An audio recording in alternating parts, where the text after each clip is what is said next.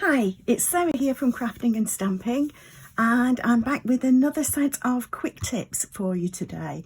And today I'm looking at ombre designs. Now we've got some different papers that are in the new mini catalogue that I've got some great ombre designs that come in from different edges of the papers. So these are really fun to use, and you've got a good range of different colours. As you can see, some of the ombres actually then move down into something that has got more of a scene. We've still got something of an ombre design here. I think these are really fun papers. So these are the Enjoy the Journey DSP pack.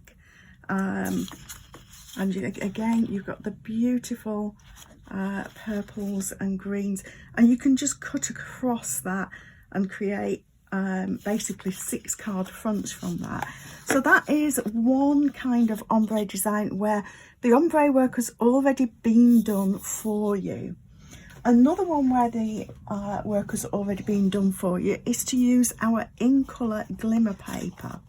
So this In Color Glimmer Paper gives you 20 sheets, 4 of each of the different ink colours, and I'm going to be using some of this today.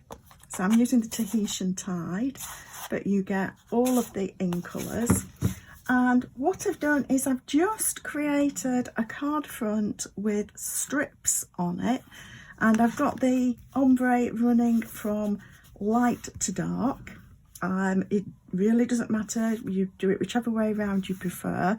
And then I'm going to ink these flowers with something of an, I'm hoping, an ombre look by doing some stamping off and inking more than once. So let's try and get some inking, some ombre inking done. Now again, if this just seems too much,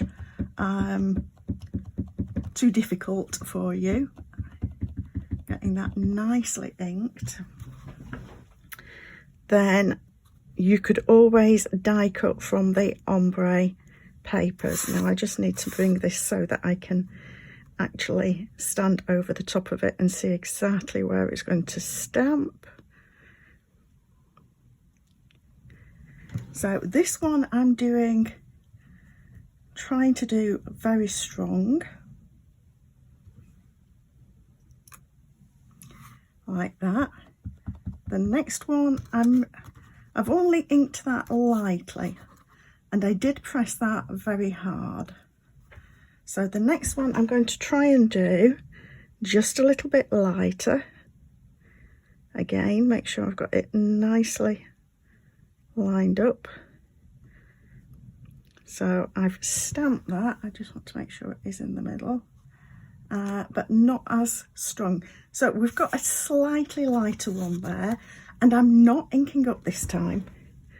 I'm going straight to our third flower. This time I am pressing a bit harder because this one should come out quite faint. There we are. So quite a faint one there. And then what I plan to do is pop these so that the ombre runs, but it's counter to the ombre that I've got on this card front here. So my darker one is against the paler ombre of the glimmer paper, and the lightest one will go against the darkest. So there we have an idea for ombre, and I think it does work very well when you put the ombres counter to each other. And you could have done this with the glimmer paper by alternating the direction that the ombre is running, and that makes a really nice background too. But the stamping off then can give you an ombre look without having to have different ink colours. We do have some ink colours that will create ombre effects sort of between themselves, so things like the Evening Evergreen and the Soft Succulent. So certainly have a little look at the colours within the catalogue. Bermuda Bay and Coastal Cabana is another one that comes to mind that I often use for an ombre look, and I quite often then use Pool Party as the palest one of the three there.